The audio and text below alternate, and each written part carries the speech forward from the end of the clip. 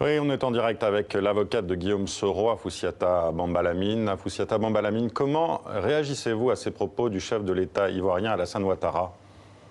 Bonsoir, Monsieur Naguzeski. Alors, ces propos sont justement ceux qu'un chef de l'État ne devrait pas dire. Alors, je vais faire des observations sur la forme et dans le fond. Ils sont indignes, ils manquent de recul, de pondération, de sagesse. En un mot, ce sont des propos irresponsables. Ces propos mettent à nu le roi et montrent clairement que le président Alassane Ouattara n'avait qu'une seule chose en tête, c'est-à-dire de maintenir au pouvoir par la force. C'est pour cela d'ailleurs qu'il a fait une constitution, laquelle constitution, il le disait en son temps, que cette constitution ne le concernait en rien, et il a pris un engagement vis-à-vis des Ivoiriens, et d'ailleurs il a également dit devant la communauté internationale que cette constitution nouvelle qu'il aidait à mettre en place ne concernait que la postérité, c'est-à-dire les prochaines générations, et ne le concernait en rien après ces 2 mandats. Alors nous sommes surpris de ce que finalement ils nous disent, qu'aujourd'hui la Constitution remet les compteurs à zéro et lui permet donc de faire un nouveau mandat, ce qui n'est pas possible.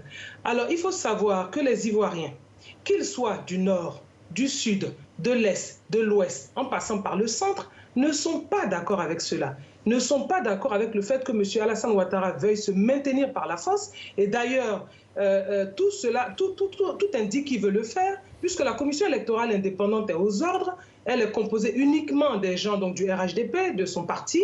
Ensuite, toutes les institutions, notamment Bambalamine, excusez-moi de vous interrompre. Oui. Excusez-moi, le Conseil constitutionnel sont également aux ordres. Il était important de faire cette précision.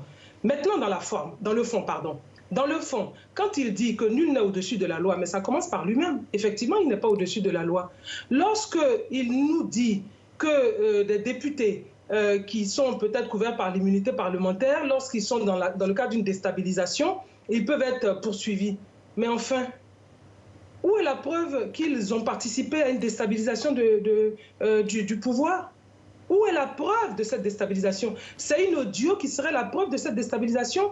Oui, justement, Afoussiata Bambalamine, c'est la question que je voulais vous poser. Donc, la justice ivoirienne accuse Guillaume Soro d'avoir préparé une insurrection. Elle a présenté un document audio pour justifier ces accusations. La défense, dont vous faites partie, déclare que cet enregistrement date de 2017 et qu'il est tronqué.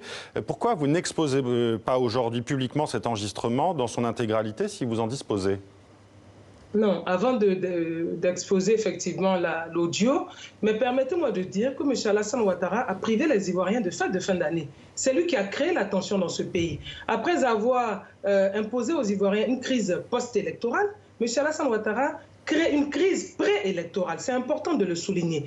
Alors, il faut savoir qu'il n'y a pas de justice dans le pays. S'il y avait une justice dans le pays, on ne comprend pas comment le procureur de la République vient devant des journalistes, dans le cadre d'une conférence de presse, démontrer avec des éléments de l'instruction comment effectivement il y aurait eu tentative de déstabilisation donc, du pays.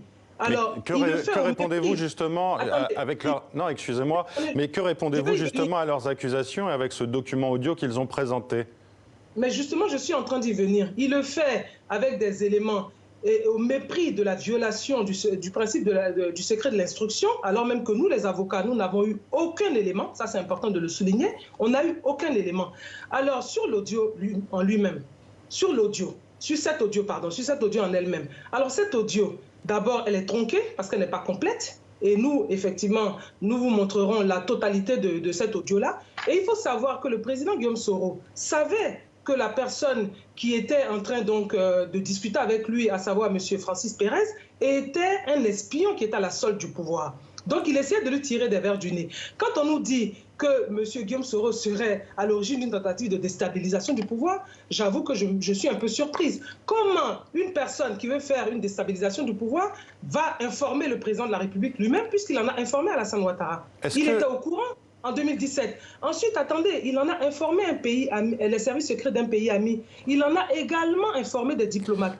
Je suis obligé de vous couper pour vous poser une dernière question. Excusez-moi, Foussiata Bambalamine, mais Guillaume Soro a déclaré qu'il allait rester en France, résister depuis Paris. Est-ce que ça veut dire qu'il ne va pas se rendre en Côte d'Ivoire ou est-ce qu'il va revenir en Côte d'Ivoire avant la présidentielle et peut-être aller justement devant la justice? Mais bien sûr qu'il va revenir en Côte d'Ivoire. Encore faut-il que notre justice soit une justice indépendante. Vous l'avez bien vu. M. Alassane Ouattara est celui qui donc poursuit. Il a dit clairement, puisqu'il a indiqué que lui, il était que la Constitution, nul n'est au-dessus de la loi. Et il dit clairement que c'est lui qui peut décider qui peut aller devant la Cour pénale internationale. Donc, ce qui veut dire que c'est lui, finalement, qui a transféré le président Laurent Gbagbo et Charles Blé Goudé. Et donc, Soro Guillaume n'a rien à voir avec cela. Il est également l'enquêteur, puisqu'il le dit clairement, en disant que non seulement nul n'est au-dessus de la loi, et que tout le clan de Soro et Soro lui-même seront poursuivis. Alors, donc, vous voyez qu'il n'y a pas de justice dans notre pays. Et ça, c'est très important. Donc, Guillaume Soro est responsable.